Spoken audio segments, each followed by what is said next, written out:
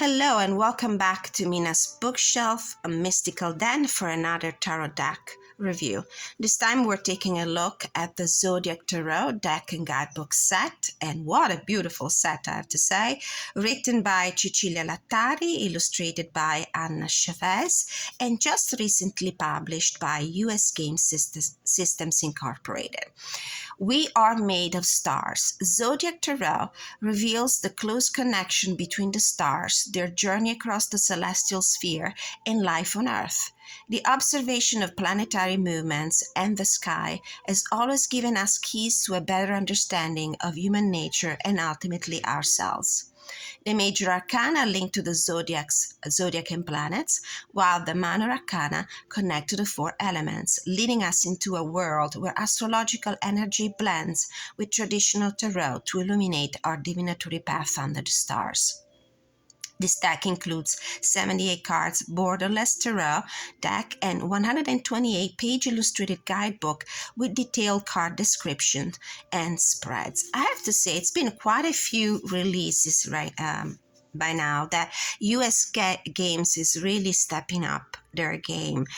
I do feel like they are being innovative, they're changing a little bit of their traditions, and they're thinking out of the box, literally thinking out of their usual way of boxing their tarot and oracle decks.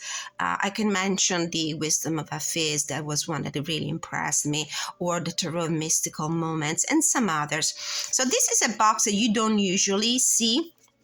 This pull-out drawer kind of style you do not normally see in a with US Games. They really are trying to reach the level of quality that you more often see in independently produced decks. So this is a beautiful matte finished box, very sturdy.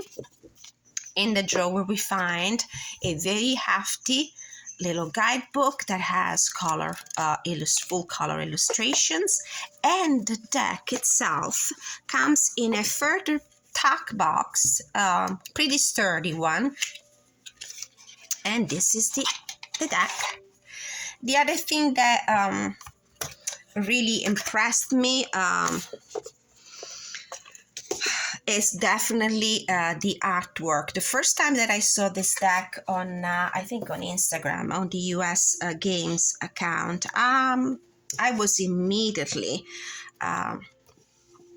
impressed with the artwork. I really love the Ana Chavez use of very bold, vivacious colors against a black drop. It really does something to my aesthetical sense.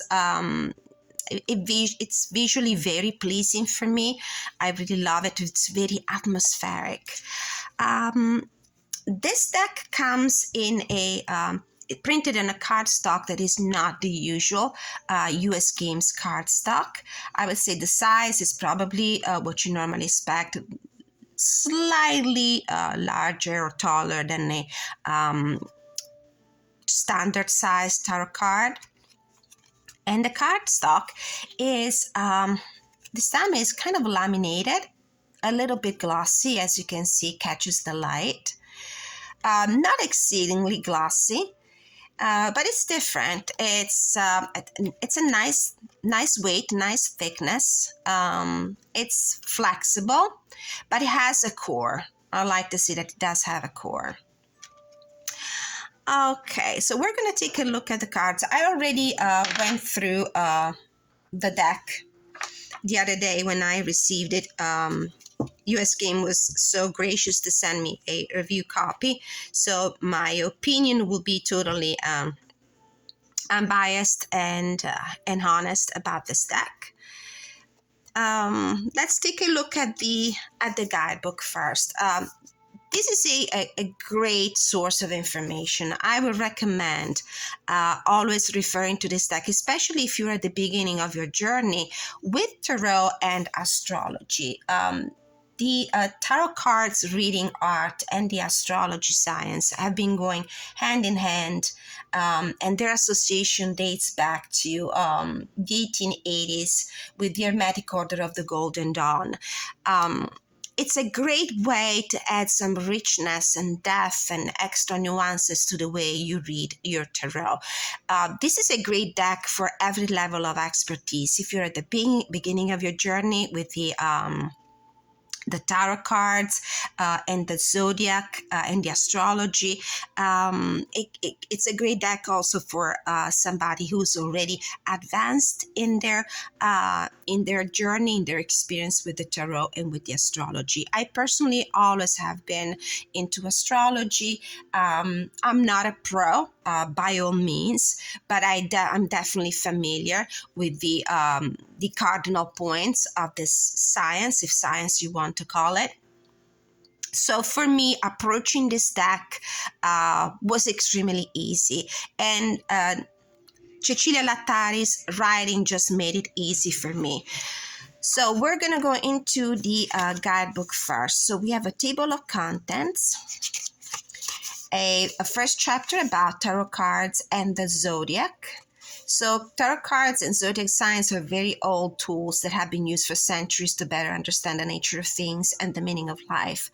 The first reference that links tarot cards and astrology dates back to 1880 and the Hermetic Order of the Golden Dawn, which includes among its members Arthur E. Wade, one of the creators of the most used tarot deck today, the Rider-Waite Smith. And to this regard, I'm going to add also that this is an incredibly easy deck to read, and it could be also a great working deck because it's faithfully inspired to the Rider-Waite Smith system, as you will be able to see in the symbolism and the artwork. There will be no doubt about the way you could interpret the cards. But in addition to that, Cinzia Lattari and Ana Chavez artwork will offer also the astrological angle and approach to read and interpret the meaning of the cards. Moving on with the book, the deck of Zodiac Tarot cards follows the association of this old school, finding a present meaning and interpretation of the images and connecting the zodiac sign to the natural elements. So let's pinpoint some of the most basic points of knowledge you need to have to understand how the two connect.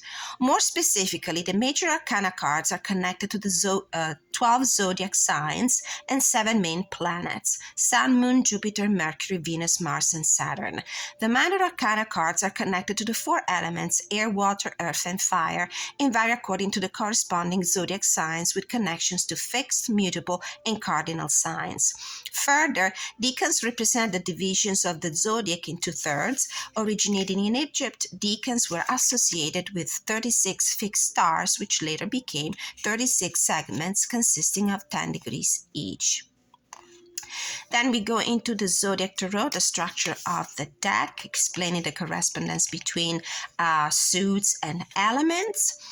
And then a reference to the major arcana correspondence with the planets and the zodiac signs and the planets. And then the minor arcanas, the zodiac signs are divided into cardinal, fixed, and mutable signs, depending on whether they fall at the beginning, end, or middle of their corresponding season. So this is how it explains also the division in 3 decans. And then a very interesting paragraph here that explains how cards from 2 to 4 are associated with cardinal signs: Aries, Cancer, Libra, and Capricorn. Cards from 5 to 6 in the minor arcana are associated with the fixed signs. Cards from 8 to 10 are associated with the mutable signs. So this is a guidebook that if you're not a total expert on the subject, you will want to keep next to you as a reference. And then explains also the core cards, how in each of the core cards we actually see 2 different elements interplaying. The creator, Cinzia Lattari, associated the air element with pages for the initiative nature and the fresh and new energy they carry. The fire element with knights, figures perpetually in motion, passionate and lively. The water elements with queens because they manifest the healing, listening, and creative side of their personality. And the earth earth element with kings because they consolidate the energy of the suits and fertile land to transform into the next element. So, for example, if you draw the Page of Cups, you will know that that is a card that has two elements playing in it: the water, which is the element of the suit itself, and the air element, because that is the one that embodies the energy of the young, fresh energy of the pages. Then we have the major arcana, and as you can see, there's a beautiful full color picture that is about the size of the card itself. We have the name of the card with the number. We have the planetary association here in this little banner. Then the first paragraph will give you the typical explanation and interpretation of the card. And in this second paragraph will have a detailed explanation of how this card connects to that specific zodiac sign or planet, and then the obvious keywords on the bottom. So the guidebook does the same thing for all the major arcana that are, and the pages about the color, the major arcana are also color coded, as you can see. So it will be very easy for you to find your way around this book.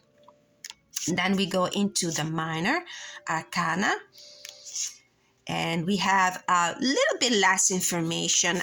We still have the name of the card, the paragraph that gives you the interpretation and meaning of the card itself.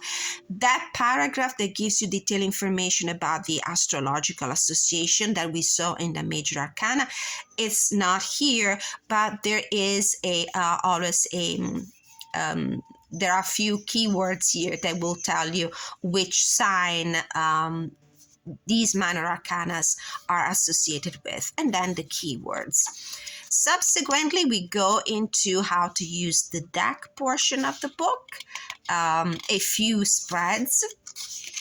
I still have to try some of them. And the above the author information.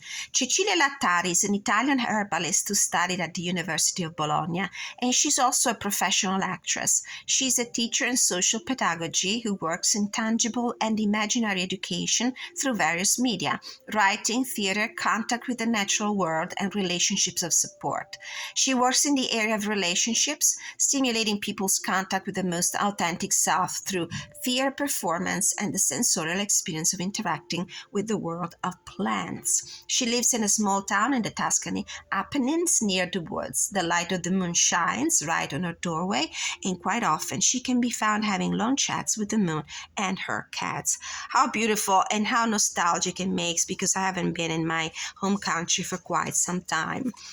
About the artist, Ana Chavez is a Mexican illustrator and multimedia designer. Her style draws inspiration from her childhood experiences and interest in mysticism and esotericism. She loves building fantastic worlds inspired by the meaning of plants and the irreverent and untamed model of the witch as a symbol of female emancipation. Beautiful. I love this guidebook. Now, there was a reference there in their biographies and their informations about their connection with herbalism and the study of plant. And I do feel like they incorporated in almost each of the cards, I would say the vast majority, some organic, natural element like plants or flowers. So we're going to start with the cards. We have the Fool here. So we have this very little banner. It doesn't distract me at all, I have to say, despite the fact that they come in a deep contrast color, white on black. I do like the way everything in these cards is laid out. I think they're perfect for me.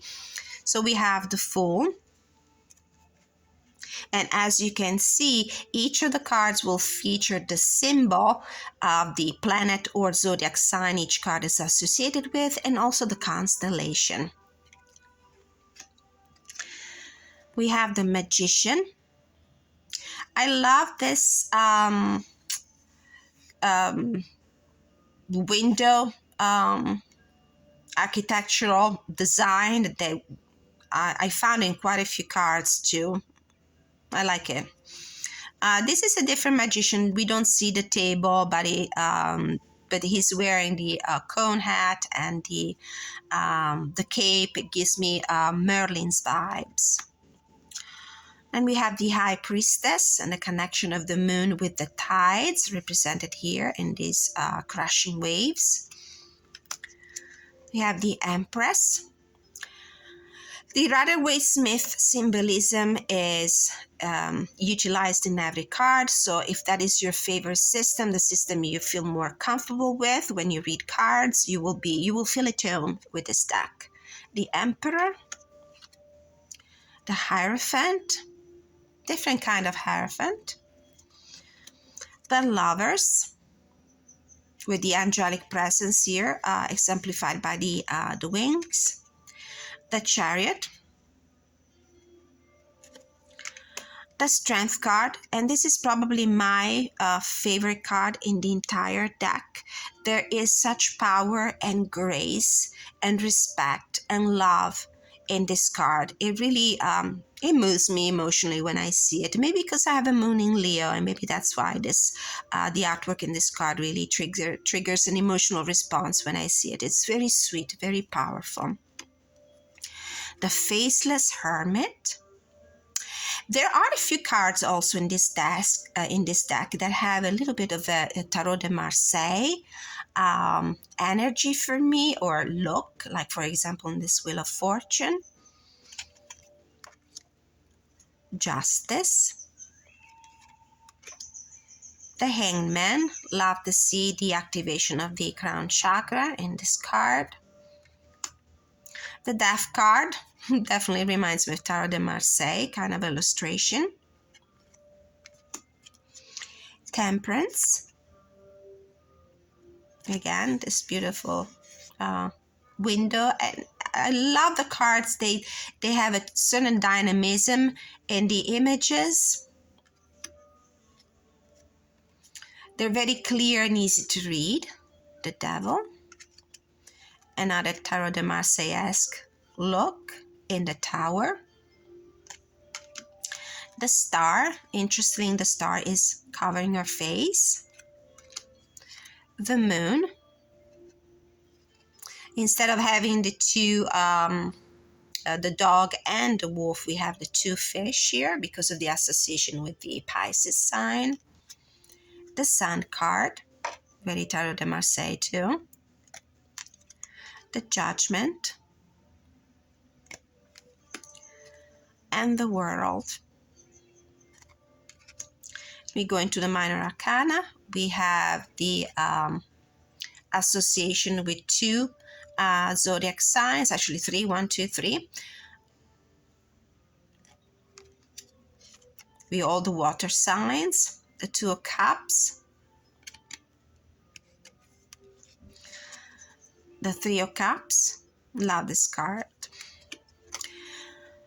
Keeping your eyes closed, it will be impossible to see what the universe is offering you.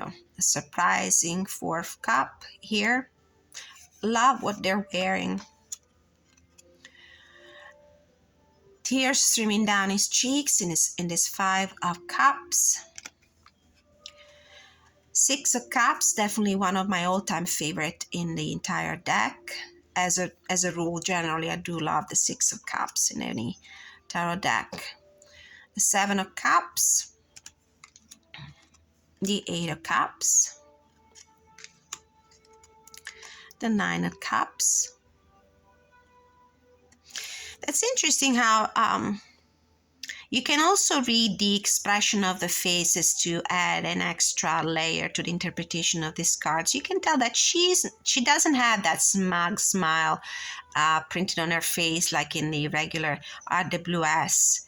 I do feel that she's not, I mean, she's surrounded by 9 cups, but she's still not exactly and completely gratified. I do believe and I do feel like she is wondering about that 10th cup. 10 of Cups, Page of Cups, the Air of Water. So you see the elements here, air and water. The Knight of Cups, the Fire of Water, the Water of Water, and the Queen of Cups, as you can see from the alchemical symbols, and the King of Cups. I didn't make any comments about the backs. They're quite simple and they are reversibles, so they work for me.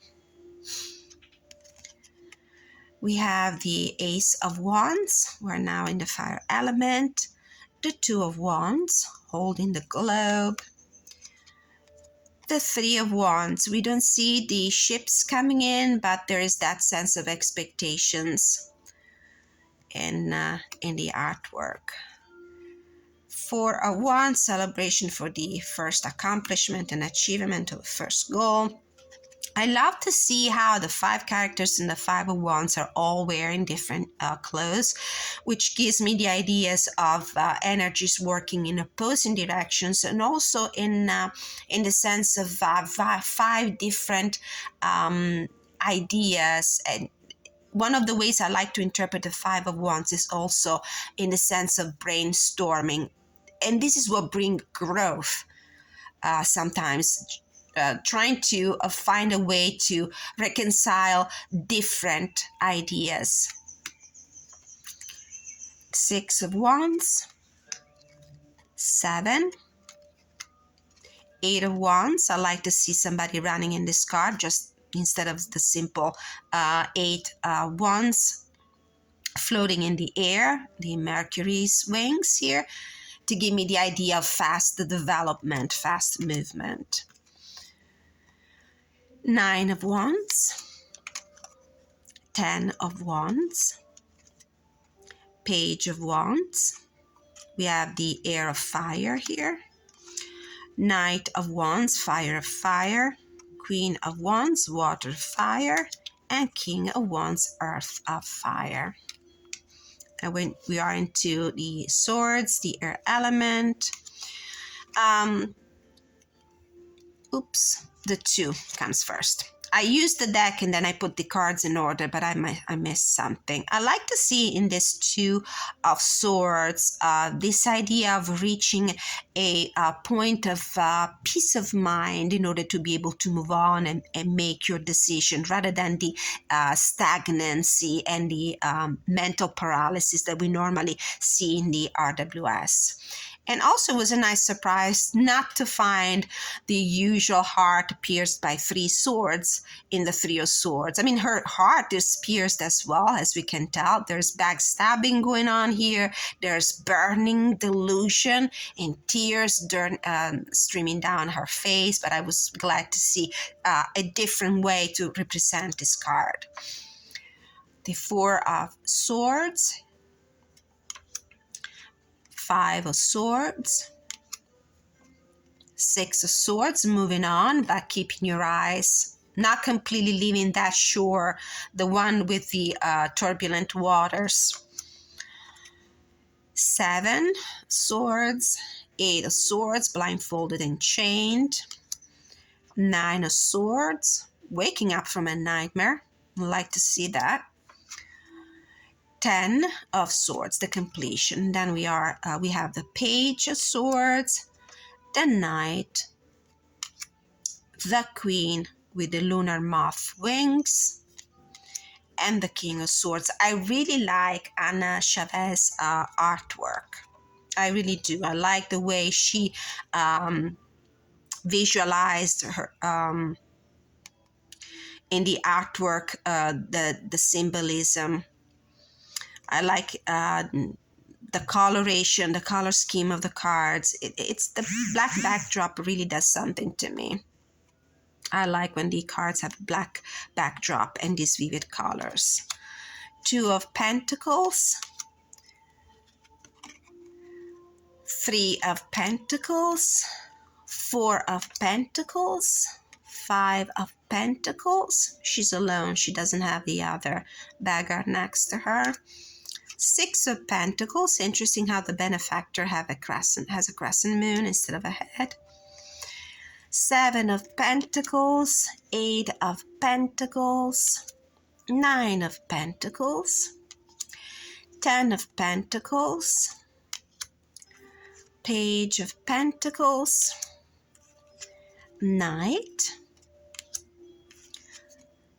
Queen and King. I like also the way the court cards are kind of angled. If you read with directionality, it's a great way to see how the energies play together. Now, I'll be using this deck in my energy check-in reading, so you will be able to see how it works in combination also with other oracle decks that I have in mind to pair it with. And the cardstock might have been a little bit of a concern for me because the cards are a little bigger than my hands normally can handle comfortably. But I have to say the cards are flexible. The cards are not that big in the end. Small. I have small hands, but I'm able to manage this quite easily. So we're going to read from the guidebook, Queen of Swords, just to show you how the guidebook reads. We have the Queen of Swords. Water of air. The Queen of Swords mixes the element of water, that of all queens, with the element of air, which belongs to the sword suit. She's able to shape ideas through empathy, listening, and compassion. She's often associated with the butterfly, a symbol of transmutation. The Queen of Swords is able to transform emotions into lucid thoughts, through which she observes reality, which is ironic, sharp, direct, sincere, and free. She's an expression of wisdom, a person who has made a long journey to get here. She knows how to analyze situations from various points of views and chooses those that adhere most to reality. Like her sword, she can cut but can also discern and preserve what is truly essential. Keywords: irony, clear vision, wisdom, intellectual honesty. That's awesome. Very approachable and easy to use deck. I would definitely recommend it to readers of all levels of expertise. Thank you so much to US Games for giving me the opportunity to review this deck. Please like, share, and subscribe if you enjoyed the content of this video. And please don't forget to contact me at the email address I have in the description of this video and in the About section of this YouTube channel. If you wish to submit review of your published material, requests of review, and request personal readings. Thank you so much for watching. Until next time, take care.